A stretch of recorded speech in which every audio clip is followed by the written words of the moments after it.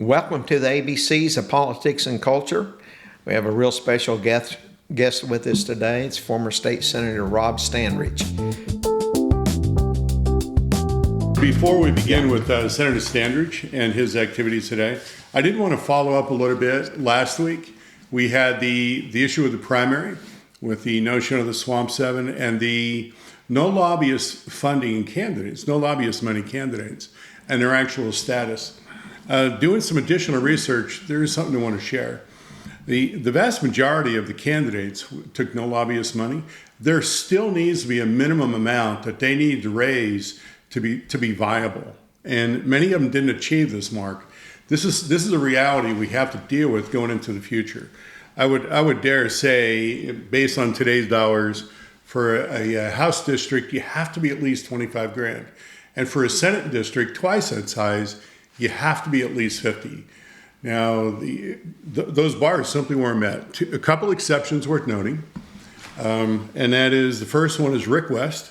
He won handsomely in the House, and he just had this huge landslide.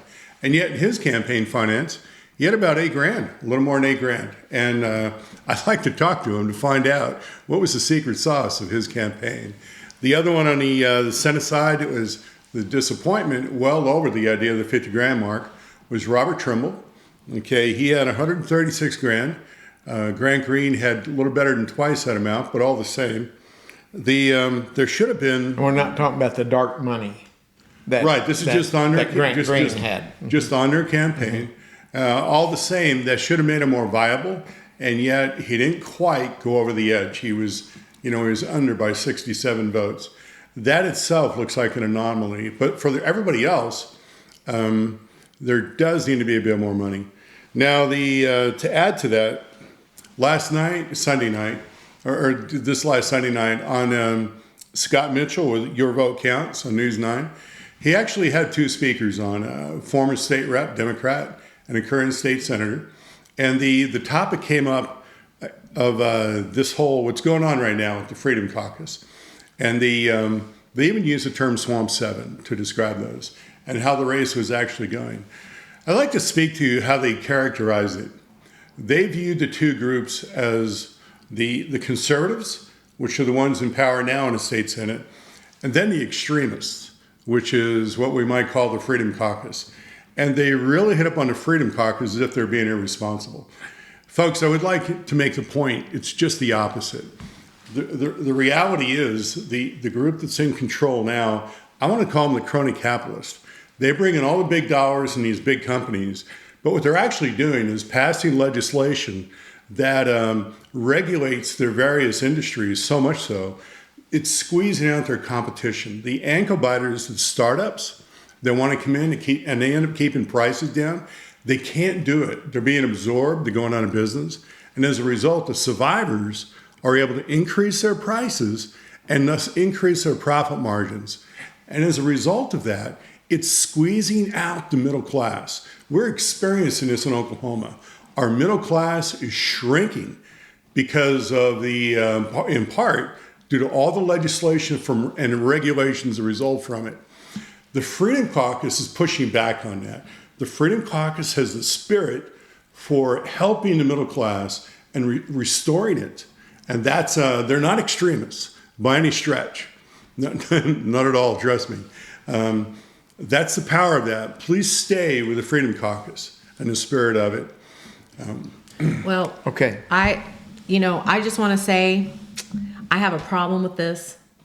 I feel like that we're not putting trust in the candidates that we choose and ask to step forward. I was asked to run for state senate. Anyone that knows me knows I'm not going to sell out ever. Mm-hmm. No amount of money can have me, lessen my own personal standards. Mm-hmm. But you ask these people to run and they work their tails off. I can call out names of people that I know door knocked every single day. Mm-hmm. I know one person on here hit the same doors 9 times. And they lose every single time. We have like 28 people and 3 wins. Mm-hmm. And we're asking these people to put their families on hold. I know. Put their families on hold, lose money. We have people now that are in financial straits and telling them they cannot take money because guess what? We don't trust you. Oh, wait a minute. No, don't get me wrong. I'm not saying the problem is the candidate themselves, but it's us in the community backing them, both financially and the door knocking. Jenny White made that point. She was very short on help, and she makes some good points. All right, in her message describing this, it's we the people that do need to step up, no doubt about it. But there does need to be these minimums that need to be met. So the whole idea of the no lobbyist money candidates, that approach is really what I'm defending. I believe it can work, but we still need to meet these minimums, and we do. Yeah. So let me jump on that, because the race I'm talking about is between Preston Stinson and John Bachman. All right. John started off with $100,000 of his own money. Okay? And he's a no lobbyist pledge fella. Now, to you voters in that district, Preston Stinson, of the 83 Republicans in the House, is the most liberal of all 83. His lifetime score on Oklahoma Constitution newspaper's conservative index is a 44. Every single Republican in the House is higher than that. And Stinson, who also misses more than anyone else, his score this past year was a 30. And so, ultra liberal. You voted for the most liberal person, and John Bachman matched him 1 for 1. You were well informed. And so here's what you are. You're either the definition of a rhino and you love your liberalism, or you're too stupid to be voting. That's my message to you folks. And so, anyway. Well, let me add a thought to that then, if it's all right. All right. Jason Murphy, in his email, he actually addressed the idea of the information being put before voters. And he said that well, to use my term, the crony capitalist had adopted the language of the Freedom Caucus side, and they co-opted it. And they used that to get elected. So somehow or another, we need to discern between these candidates, we the people, all right, to be able to tell. We just can't trust these mailers because there's a lot of lies in them. And that's true with the ads on TV. We need to get to know them. We need to ask these hard questions and be discerning. Yeah. We need to be better educated on the matter in order to help the cause of freedom. Mm-hmm. Yeah. Why isn't Bachman on this list? I don't know. I was looking at that too. And he's not, he was all over his stuff. About that? Yeah, go ahead, So Rob. John Eccles, a friend of mine, I served with him 12 years. Yeah. I guarantee I can find something in those 12 years I disagree with John Yeah. on and send Yeah. a mailer out and say, John.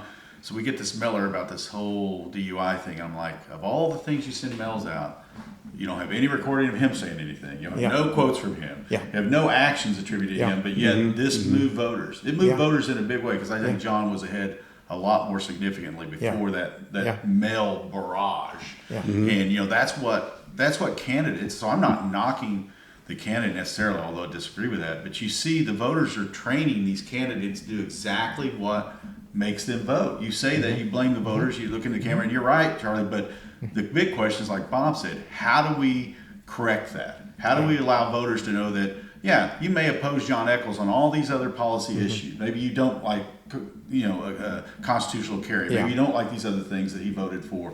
But why are they so amenable to BS? All this stuff that really just isn't true, but it moves the heartstrings and it makes voters move. We've got to correct it. Here's a reality. I've put my Charlie's Picks out for close to 40 years now. And I can remember when I used to write it on graph paper, and I was up to 200 people on graph paper, and then all of a sudden this thing called technology comes along, and there are thousands that get this thing now. And on the one hand, I appreciate people asking for my expertise. On the other hand, it's a little sad they don't do the research themselves.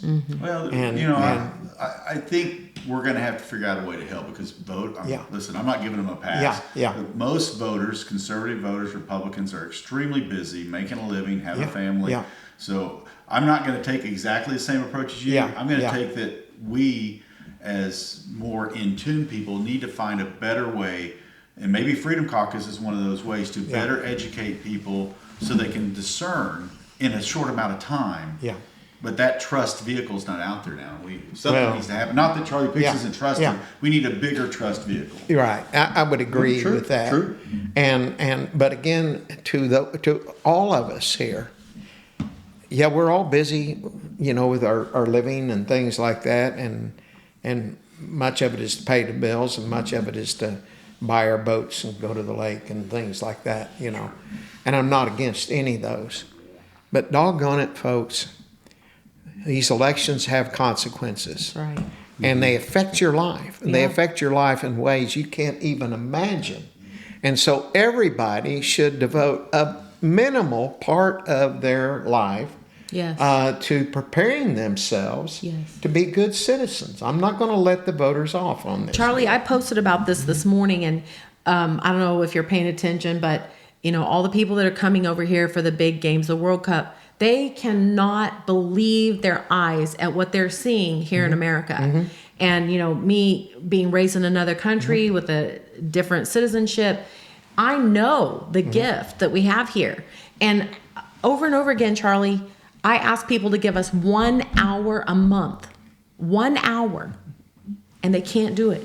We have 120 people showing up. We're one of the largest counties in the state for people who show up. But there should be a couple of thousand in Logan County. It should be, yes. And the event that we had last Monday, the people were so happy because now they're calling the candidates by name. And they came to me afterwards and said, oh, I like, call the person by name. We had almost 450 people come to And yet, our meeting last Monday night. Yeah. And yet, to Aya's point, that is criminally low, Yes. right? It should have been much greater. That's right. Yeah. And we don't know what we're Yeah. losing. We have, and I'm generalizing. We have no idea, but even us, we have no idea what we're losing when we give up these freedoms Right.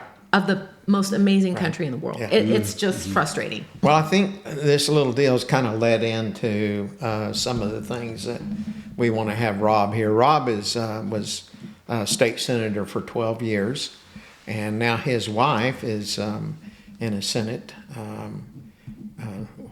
It was a close race for her to win, if I'm Very not close. mistaken. Very Very close, close.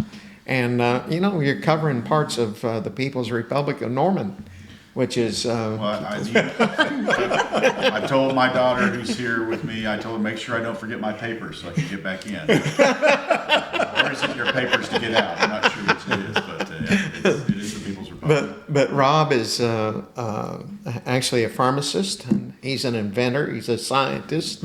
Ran for, he became an attorney not too long ago. And your very first case, you were representing the people, our very first court situation, I guess. It was before the state Supreme Court, and you're representing the folks that are running a petition or wanting to do a petition that would eliminate property tax for everyone in the state, regardless of age or regardless of wealth income. If you on your homestead exemption, not other properties and things like that. And so anyway, Rob is out there. He has his own podcast. He had me on it, and My best episode by far. and that's what we expect this one to be too. That's right. But he had me on that, and when Bob and I were down in Duncan at the fish fry this year, I bumped into a former state senator that had started watching our podcast after seeing me on your podcast. It's those And I don't clips. think I told you that there, but anyway, but we're really glad to have you here, Rob. And go ahead and tell us a little bit about your, the case that you're in. You brought a couple of books. You've written one, published, and another one isn't out yet. But anyway. Well, thanks You're- for having you're me, Charlie. an interesting Bob. fellow. I appreciate you having me. It's I have been catching some of your stuff. It's got some great conversations going. So I hope that you continue to grow your audience and your impact, voter education. Yeah. If that's a mission you can achieve in some degree, that would be awesome. But yeah, I'm very, very proud that my very first case ever and I'm a very young attorney. Everybody watching this can see for themselves how young I am, but very young attorney. In my first case ever, not by design. Well, you've only been an attorney for what, year and a half, 2 years? A couple years, yeah. Yeah, I okay. got my license in 23. So Okay, it's a short okay. time. But anyway, so I was asked to represent those folks that have a petition to eliminate property tax so that you don't have to pay government rent on your home that you own for your entire life. And then if they don't take it when you die, then they'll continue to tax your kids and everybody else. It's ridiculous when you think about what probably started out with a country club HOA fee many moons ago. Oh, just pay the government $50. You know, you can just can't you hear them? You can hear them like it was yesterday. You know, Bob, it's just, $50 a year. Come on, help your schools, help your county governments. We need a few more county commissioners or whatever else that you need. Just $50. Come on. Pave the roads, Pave the roads. Just come on. It's just $50 or $10. It might even be $10. We don't get any money from property tax for roads. As a former county commissioner, I can promise you And that. I'm sure the I promise. hit your hot button, Charlie. If I was a county person back then, my promise probably it'll never go up. This is all you'll ever pay. For the Why are rest you of- sounding like a politician? Yeah, that's right. It's all you'll ever pay. Come on, don't be stingy with your money. It's for the kids. It's for the kids. That's right. And I get calls all the time now and messages about, well, why did you defend that or whatever? I said because everybody. And people are even telling my own family, well, what about the schools? What about this? I said, you are making people pay rent on their home for the rest of their life, and you're going to feed me the same liberal lines we get, the alligator or crocodile tears to support everything under the sun. And so I say the legislature, with my wife as an amazing senator, 100% on the conservative. Far more conservative than you ever were, Rob. Listen, Rob the Liberal, right? we need to be non-personal. We say with her predecessor, please. Let's don't get personal. You trained her, right? No, she's amazing. She's absolutely. I have a question about that. Now, were you living in the same place? She's the same Senate district that you were? Correct. Yeah, they're married, live in the same home. And when she and was, all. when She was used the Well, I same didn't know if they signs. had moved, maybe. It's kind of it's funny you say that because when she was running, I was helping her some in some of the areas of the district. I was walking, knocking doors as a family, and people would ask me, "Well, are you guys okay? Is this is this a split up or now she's running against you?" And I'm like, no, it's Standridge v. Standridge, no. But no, so I'm proud of that case, and I just got asked yesterday to help in another case that's going for the state Supreme Court. Hopefully, we were allowed, and this is on the homeless shelter in Norman, where they're calling a homeless shelter an electric company or a sewage, and they're calling it a city utility, which is such an abuse of the Constitution. That's not what a public utility means. Yeah. Okay, why would they be calling it a utility? Why So would they only have to Try have to get it through. So they only have to have 50% margin on the bond to get it passed. If it hadn't been a city utility or public utility, not city, public utility, it had to be 60%, which they only got barely over 50. So the argument there Like a is- school bond has to be 60%. Correct, right? Yeah. Because but it's not a public utility. Nobody Yeah. would ever, it's like calling a YMCA a public utility. It's not a public utility. It's a homeless shelter. It's a community center Yeah. at best. But anyway, and another thing I'm very proud of. I don't know if I pushed this when I had you on, but I used to read vociferously tons of books at a time, and so when I got into law school, I stopped reading except for law school stuff because you have to.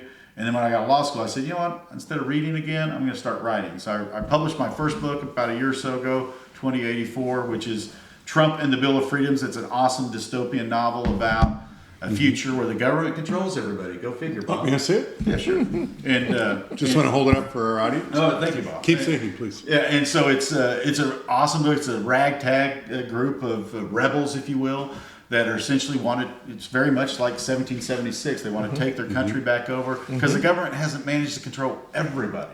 They've done a great job. They really have done a great job controlling a lot of Yep. people. Yep. But it's an interesting twist because it has a lot of good and evil political type people in it. So Yeah. there's you can imagine a lot of politics in a book that I would write. Sure. So, and you might notice if you read it some similarities with some people that I might have served with, both good and very bad. And so I would challenge you. So this is actually written in a story form. Yes, Yeah, very a novel. interesting. And so when you read this, I've challenged some of my friends, and some of them have figured a couple of them out. But people haven't figured them all out.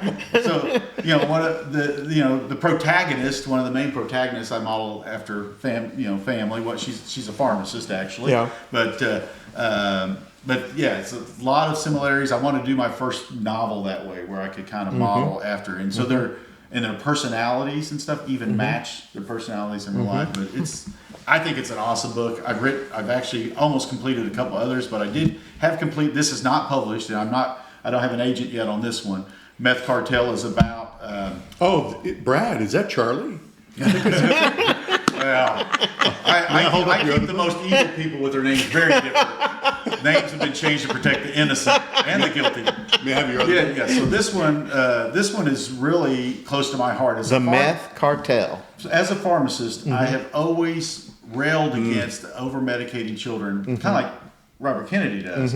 But I've been very adamant. I spoke to public forums when I used to go around the country speaking in the pharmacy world, and I have a real issue. And this is not a condemnation of parents and families that end up medicating their children. This is not what this is about. I'm telling you, the medical community and the psychological, psychiatrist community, all those communities and education have convinced people that the best route for their kids is medication. And I'm telling you, as a pharmacist that sells drugs for a living, that is the worst path, in my opinion. In fact, the Meth Cartel is about exposing that in novel form. It's a novel. It's a suspense thriller. It's a courtroom thriller in the Grisham style. It's the people I've had read this book like it more than this one. It's a very good book. That's why I'm a little more patient with publishing this one. But it has some cliffhangers in it, but the underlying message that I like to get across in this book is that methamphetamine is like the worst drug on the planet. Yeah. Guess which medication that people give their children every single day that is essentially methamphetamine? Ritalin? Ritalin. It is the same drug. Is it? It's the same drug. It's the same drug. And so this is a thing I used to tell pharmacy students years ago. Is I'd say, okay, let's say that you took your child to the doctor. They couldn't sleep, restless thing, and that's a bad thing. You don't want your children not to get a good night's sleep. So the doctor very wisely says, Mr. Meadows, got the solution for you. You just go home every evening. You take a shot or maybe 2 shots of Everclear, and you give that to your child so they can sleep good at night. Just a little, just a shot. Everclear, huh? Right, Everclear. Or some of whatever. 190 shots of proof. Everclear. Whatever the hard liquor of your choice is, relax that child. I used to drink some of that. And so my question to you is, when that child becomes adolescent or adulthood, do you think they might have a propensity to be an alcoholic? Yeah, possibly. That's a good possibility, right? So let's say instead of that, though, you give them the drug that is probably the most addictive substance on the planet. Yeah. Methamphetamine addicts people with one single use, and they destroy their life with one single use. Yeah. Yes. Do you not think that if you gave a child methamphetamine every single day of their childhood, even into adolescence, you think maybe one day they may have a propensity for drug addiction? Very much so, and it destroys lives. And I think the meth epidemic is a result of over-medicated So children. how many years has Ritalin been being? Since late 60s, early to late 60s. That's older than me. This looks like Aya right here. Are you hooked on Now, I Ritalin? didn't use real characters in this one. That was my fun adventure. To the in person this who's never drank, never smoked. one. But I always I knew like I'd get a rise. when I would speak to large groups. Meth Cartel. It's an awesome book. Be on pins and needles until I. But you can't buy it yet. Not that one, but you can buy it 2084 on Amazon and other Yeah. places. But I know this is not a medical show, but I really would appeal to parents to make sure you think through those choices before you put your child on. This show goes Yeah. all over Cost me everywhere. some. It's a live show, Rob. This all fits. Let's jump back to Okay. the petition on the property Yes. tax. Now, if I understand it right, they need about 92,000 signatures or something Something to that like that, nature. And if it passes, it doesn't go into effect for 3 years. Yeah, it goes 1/3, 1/3, 1/3. Okay. 3 years. And it gives the legislature time to come up with alternatives to the property tax that is no longer there. Now, I'm getting ready, probably my next article in the Oklahoma Constitution is going to be on the type of taxes. Which are the better types? Which are the worst types? I've actually done speeches on this in the past, and a couple, 3 times. So I'm far more in favor of the government getting its necessary revenues off of either activity taxes or consumption taxes, whichever one you want to call that. But there are many things out there the legislature could do to replace the lost amount of money by not having by removing the property tax on everybody. And you know, folks, the reason property tax are the worst taxes out there, when you have a ripple come through life, and I had one, I was in hospital for over 103 days, and you're flat on your back, and I was flat on my back much longer than that. So when you're in that situation, you cannot go out there and work, so you're not going to pay much in income tax. You can't work, so you're not going to pay a whole lot in sales tax. But property tax is totally insensitive to that. That's correct. Because property tax will either stay the same or go up, and if you don't pay it... Doesn't it go down when the market goes down? Well... That's right. The county assessor does not ask you how healthy you are. No, that's all right. But the thing of it is, if you don't pay your property tax, the sheriff comes and puts a padlock on it, moves you out of the house, and he sells your property out Even for if money. it's completely paid for. Yeah. You own it. Yeah. But you don't. Yeah. And that's why it's the worst form of taxation there is. And we need to move away from that type of taxation. And you know, and I'd just much prefer for the government to get its money off of the consumption side of the economy, as opposed to the, you know, whatever you tax, you have less of. So if you're taxing like corporations and things, you're going to have less corporate business here. If you're taxing, say, activity fees and things like that, people might actually save a little bit more money and things, you know. So anyway, it's Do you have thoughts on that, Rob? The whole idea of if we don't have property taxes, how do we pay for education as an example? I do. There was an article in OCPA, and I can't find it here lately, so I don't know if they deleted it or what, but up till a couple years ago, let's say the 5 years leading into, let's say, 22, 23, guess which state by far for the previous 5 years to that year had the largest growth in budget, again, in the entire country? Guess which state? Texas, Florida, New Tennessee. York, California. Oh, okay.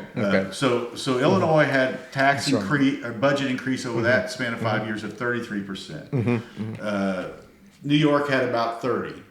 California only had 13%, oddly enough, probably because people are fleeing. I don't know. Because as people are fleeing, the budget goes down. We're But getting I'm sure it immigrants. wasn't fiscal responsibility.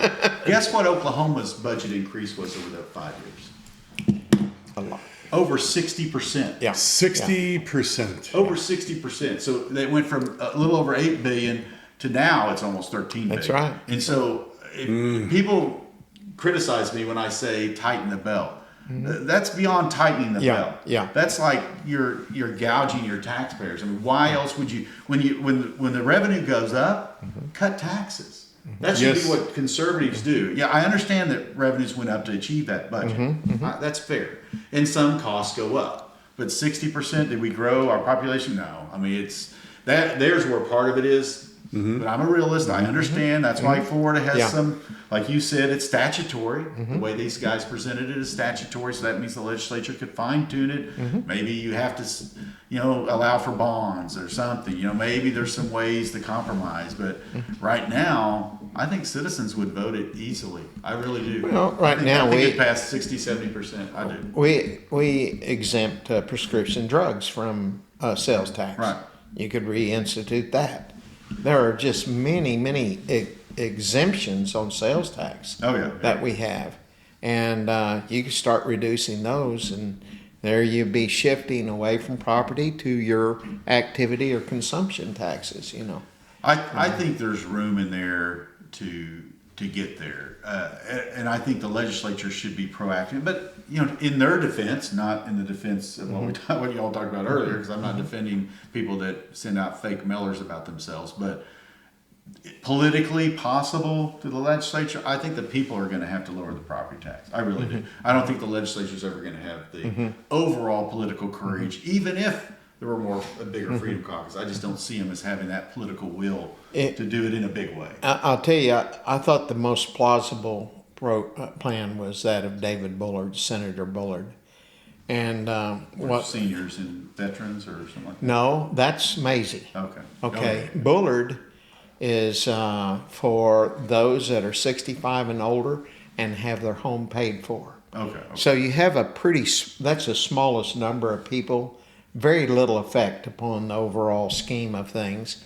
And but I liken it to this, and I don't know what his intention is there, but it's the old concept of once the camel's nose gets under the tent, Right. it's hard to keep the camel out from under the tent. So it can gradually So, grow, kind of like it's through what Rob graduation. brought up with the Yeah. HOA fee. Yeah. It's small to start with. Yeah. Just tip high. Yeah, and so maybe a year or two later we'll come back and we'll remove the requirement to have your home paid for. Right, And then maybe right, we'll come right. back and move it down to 62, and then down to 60. Incrementally make that, But I thought that was the easiest one to get the camel's nose under the tent. Either that or you just raise the exemption like Texas has done. They've entertained some massive increases in their exemption. Now they exempt out schools in Texas, so that their proposals so far have taken out the school part of that money. But imagine if you lived in Texas and you got like the proposal last year, $150,000 exemption.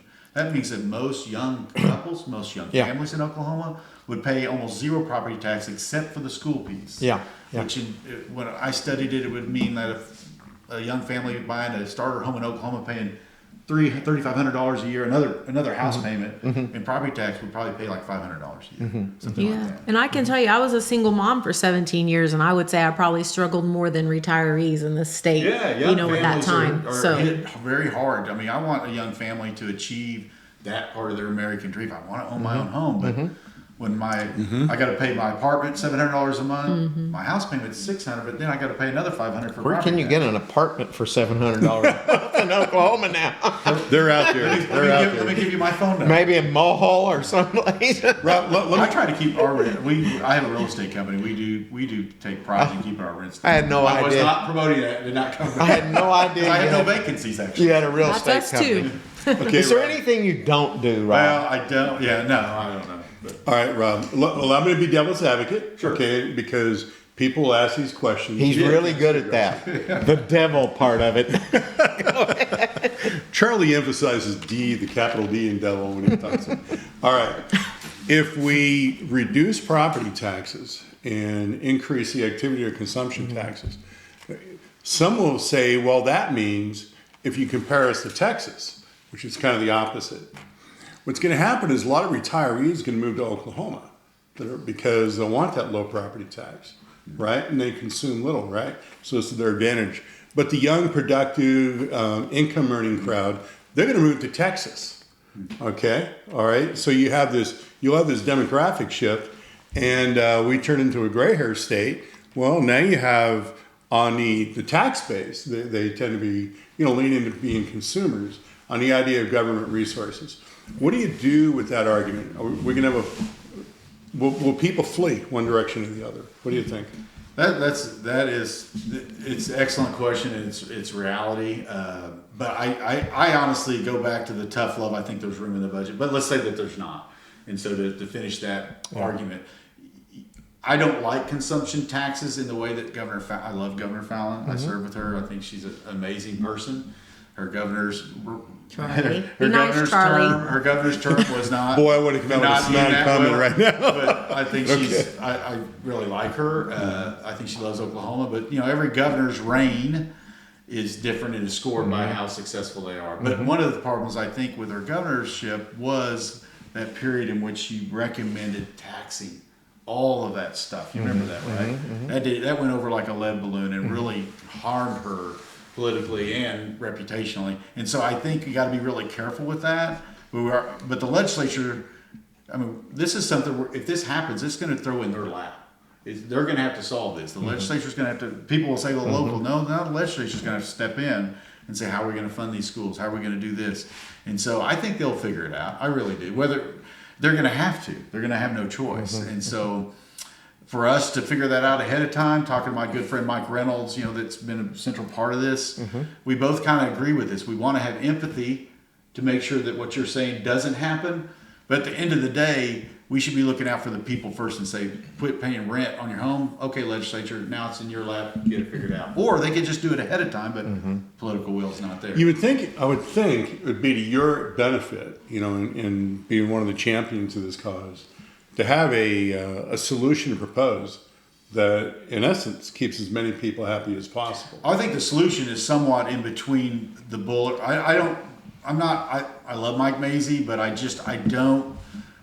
don't like the taking from some and giving to others. I won't never like that idea, whether it's in socialism or communism, whatever it is. And I know that's not what he's meaning by that, but I would have a lower increase like Texas is going to do Texas is going to do it because it's been proposed now every other year for the last 2 cycles. They're going to do what?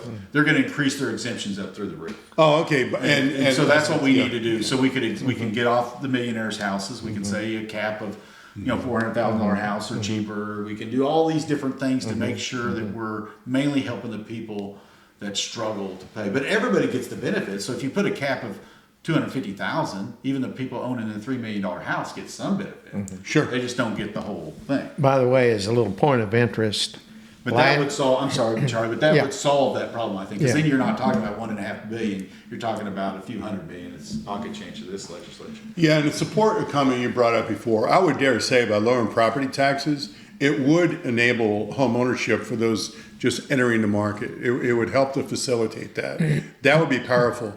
And frankly, this is a part of taking care of the poor, to be able to do that, where they can get through this barrier to entry. And this is how we do it as conservatives. It's not always about the handout. It's just these basic opportunities that make sense. We raise all these fees, taxes of all the various kinds, and they can't get over that hurdle. And I talk to people all the time that are in this spot. So I'm for it, just so you know. But Yeah. keep going. Just as a point of interest, last year, the state of Oklahoma was in the number 10 fastest growing states in the union. And for the first time ever, more Texans were moving to Oklahoma rather than Oklahomans moving to Texas. I think you brought that up on our podcast. Did I do that? Okay, I couldn't remember that. My mouth blabbers all over everywhere, and I can't remember where it was. Maybe it's because our property taxes are about to go down, and they know. So, but here's one of the reasons that Oklahoma is growing rapidly. When you look at affordability here, our median price of a home in Oklahoma is one of the lowest of any places. Right. Our cost of living is less here. Our utilities are less. The fuel we purchase is less. There's many advantages to moving to Oklahoma. And I think if we can get to where, of course, my deal is I would rather eliminate the corporate income tax before we eliminate the personal income tax. And here's why. The corporate income tax only brings in about a fourth of the amount of what the state income tax does. And corporations they're not reliable. One year they could be profitable and pay a lot. The next year they might not be so profitable and they won't pay anything. But if you were to do the corporate income tax first, you're sending a signal to every business and every other place in the United States that Oklahoma is open for business. It would cost a lot less to do that, and then start working on the personal income tax. And that's the way I would work that probably. But anyway, trying to make Oklahoma a place where people want to live.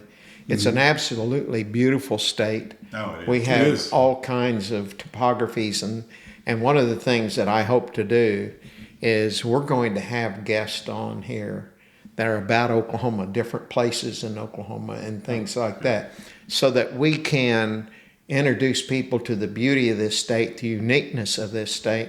I was down at the Wichita Wildlife Refuge a couple of weeks ago on Saturday, and we went to the, it's called the Holy City. Well, there's a foundation that grows that, and I was talking to one of the top guys. We're going to have somebody on with that, talking about that. all kinds of unique things about that. That whole area is so interesting. And but there are places all over the state of Oklahoma that are just fantastic. And a lot of people never heard of the place that I can't think of the name of. Children's Right? White House? No, we've had that. I'm talking about between Bartlesville and Pawhuska. It is the oh gosh, what's the name of it? It was the vacation place for Frank Phillips, and there's a great world-class museum there, and Willow Rock. Willow Rock. How many of you ever heard of Willow Rock? I haven't been there. Oh, it's a fantastic place, and the history of it is so interesting. Just one little part of it. One weekend a year, they used to have a rendezvous, and the rendezvous were Indians, outlaws, and lawmen, and it was a 3-day deal, and they'd all check their guns. And they'd get together for 3 days, and the lawmen, the outlaws got to start first. They got about a 2-hour head start on the lawmen,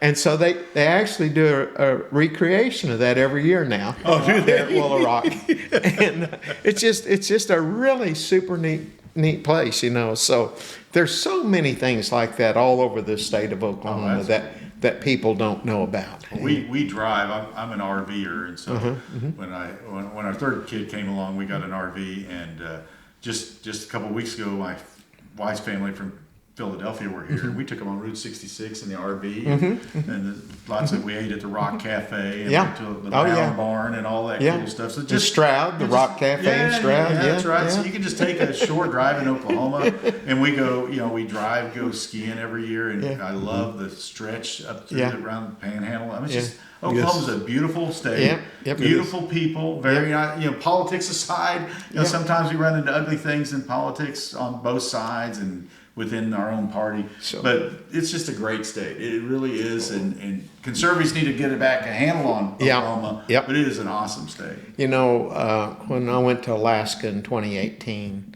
my wife and I put our Lance camper in the back of her 1-ton Ford diesel, and we spent the whole summer in Western Canada and Alaska. I know, you we were gone 97 days, and then we got back, and I had to be responsible again. So I started another business called Charlie Meadows Enterprises. Oh, really? And I offer 7, they're all services, okay? Okay. And the final one was historian tour guide. I haven't been to everything in the state of Oklahoma, but I can tell you I've been around this state a lot. And so what I did, I took I-35 and I-40, made 4 quadrants. Okay. And so anyone interested in a tour, I send them those 4 quadrants. They pick the one they want to go to. Then we sit down and we spend a little time picking out maybe the 8 to 12 highest priorities out of about 35 that they can see in a 1 or 2 day tour. And my objective was to do that just for a tip. Yeah. And for about a year, and then maybe I was going to actually form a business model, and because people want to come to Oklahoma for 2 reasons: Indians and Route 66. And so anyway, but I have been all over the state. I haven't seen everything. My wife and I used to when she worked for OG&E. She had a lot of vacation time, and about 3 times a year we'd take a little mini trip where we'd go to 1 or 2 towns large enough to have a hotel to stay in, and we'd go there, and I'd try to find some old fart that I could ask about the history of the town and those kinds of things. We'd visit the museums. We'd find that unique restaurant around there, and so we've done that for years and years and years, and that's why I've been to so many places. There's not a quadrant in the state of Oklahoma that I haven't been to. A lot of very interesting places, and also. Rob, going back to property taxes for a moment, a question comes up is, as developing the critical mass, of getting more people to understand this, what kind of resources can people look towards? Are there certain websites, books? Is there information they can gather? And at the same time, how can people in the general public help this cause? That's a great question. We have a PAC for the no home property tax fund. We really we're getting close to really needing to get into the money raising side of that. We haven't done that yet. Do you have a name for the PAC? Yeah, it's the no home property tax PAC. And we have Anadot. I'll get that to y'all for that. I believe we do for that. But I did want to jump back to Charlie. So when I first met Charlie Meadows, actually I think it was on the phone, the first time we ever visited, about your survey. And so this has been a few years ago. And so I think I mentioned this. Is either of y'all ever, because I think I asked Charlie, ever watch Seinfeld? Ever watched? Oh, come on. I don't have TV, so. Okay. Well, anyway. I think like 10 years ago. Never So have. some of the viewers will have watched Seinfeld. So there's one of my favorite episodes is where George Costanza, the little kind of nerdy guy. This is not an analogy to me, by the way. But anyway, the little nerdy guy. The rumor. The thing in the episode is that there's this carpet cleaning company that you bring them to their house, and if they like you, they will convert you. They'll enroll you or whatever to convince you to join their cult. So the carpet cleaning company is really just a front to a cult. So George Costanza says, why am I invited to this cult? Why don't they want me? Okay, let me make a note, but I want to start a cult. You're right. So it's a cult. It's a carpet cleaning cult. So George Costanza is desperate because they've invited Kramer, they've invited Jerry. Everybody's been invited to be part of the cult. Of course, Jerry doesn't want to be part of the cult, but George is offended. He hasn't been invited. So he calls the carpet cleaning company. He says, come clean my little one-bedroom apartment. So here comes the guy, and he looks very cultish. He's cleaning the carpet, and George is just hanging around chatting with him, hoping that any minute now you get the invitation. You get the cult invitation. And the guy finishes up cleaning, packs his stuff up, and leaves. So when I talked to Charlie, it was a little bit of an interesting conversation. You need to fill this out. Well, no, you need to read it like it is. And we had this conversation. I hear all this stuff about Charlie, and I think, and then I hear he's a window cleaner, and I think, he's a window cleaner. Maybe if I called him to clean my windows, then I would be invited into this. Maybe I watched too much Seinfeld. I got a cult going, Charlie? With the window cleaning. So every time I think of Charlie and that window cleaning company, because he's like, I'm not in that anymore. So is it the cult or the window cleaning? Yeah. But no, I really. June 1st of 2018, I retired 44 years. 44 years. Yeah. Well, as a cult leader. And sometimes people would say, OPAC, I think it has great leadership. Bob Lynn's a good friend of mine. He's doing great work. But, it's sometimes people try to put people in some kind of stereotype category to say, that person's that way or that person's that way. OPAC used to have a lot of influence when I was in, and they still do. Mm-hmm. But we need groups like that actually, we need it now. And I'm not saying OPAC again, but I'm just saying we need, like we talked about at the beginning, we're going to need some type of group that can help voters out. Maybe not window cleaning. We've already used that. We'll find a different front. But anyway, we need that. We used to raise money for the most conservative candidates. And Nathan Dahm.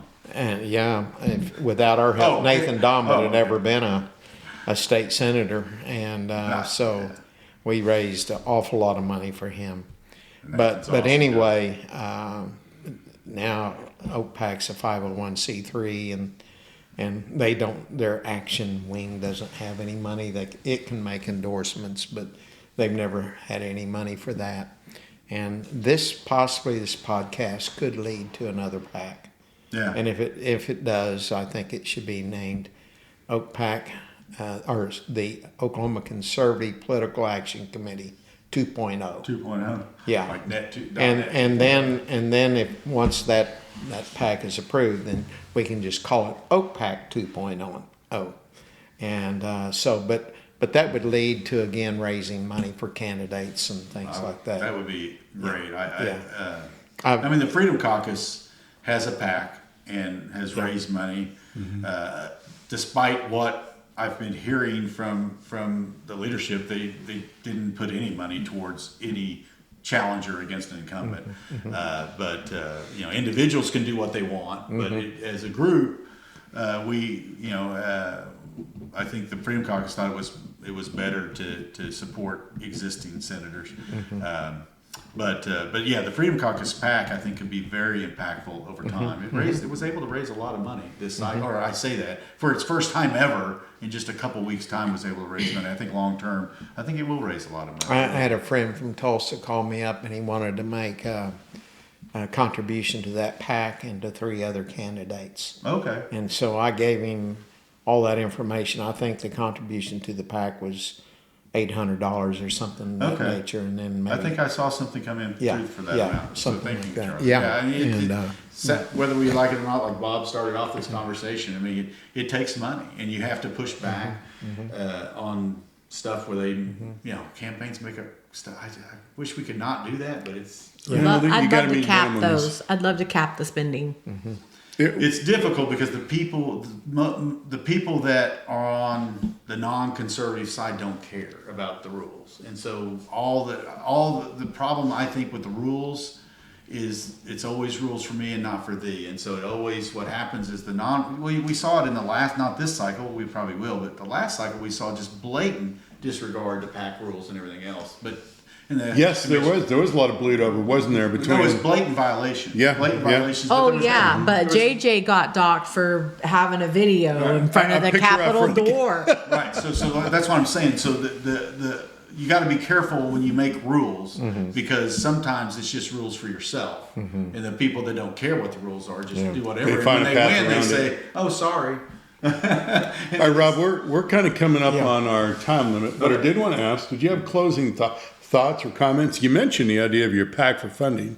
I always ask about steps for implementation on this direction that you want people to know about.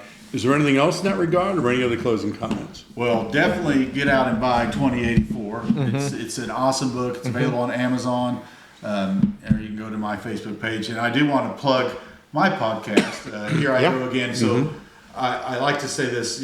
When I was in high school, one of my favorite bands was my wife doesn't care for the band, but I'm going to say one of my favorite bands was Whitesnake. Man, the videos were horrible. But I went to a couple Whitesnake concerts. Okay. So my podcast, if you go out online and you listen to the song called "Here I Go Again" from Whitesnake, that song is not the band doesn't describe me, but the song does. Yeah. And that's why I named the podcast "Here I Go Again." And so I couldn't get away with using the song as a background music, but it's a similar rhythm. But I would encourage those. It's on every platform out there, every Apple, Spotify, YouTube, all those, and I hopefully promoted you when you were on. I want to help other people, especially conservatives. So anything I can do, I'm going to have JT on there here pretty soon. James Taylor, who I think either gave the prayer at one of my very first events when I decided to run for state senate, is a dear friend, and I sure hope he wins. Yeah.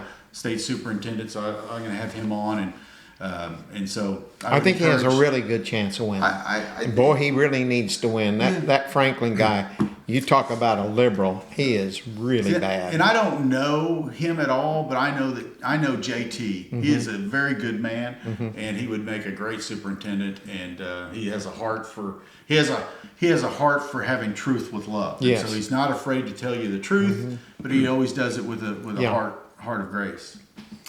Charlie, close. So, well, we're just really happy to have you here, and wish you the best and wherever you go again. It doesn't matter. But anyway, thank you so much, Rob, and I appreciate you allowing me to come down and be on your podcast. It's as you made a statement, we podcasters have got to stick together. That's right. And I like that idea, and we eventually will have be on a podcast with Freedom Project Academy. That is a online school that the John Birch Society developed a number of years ago. It is a Christian classical education, same type of education that Madison, Jefferson, and Washington would have received. Is it higher ed, or is it just? No, it will be. Oh, okay. But it's pre-K through 12 Oh, okay, now. okay. And they will go into higher ed. Their very first course will be on journalism. Okay. But last year or year before, I can't remember, they were named the top online school in America. And Dr. Duke Pesta is their headmaster. He's got a huge podcast nationwide. He's going to We're going to have him on. He'll have us on. And so, anyway, we podcasters do need to stick together. Yeah. So, For sure. but anyway, thank you you so all. much. Have a great day. Bye bye.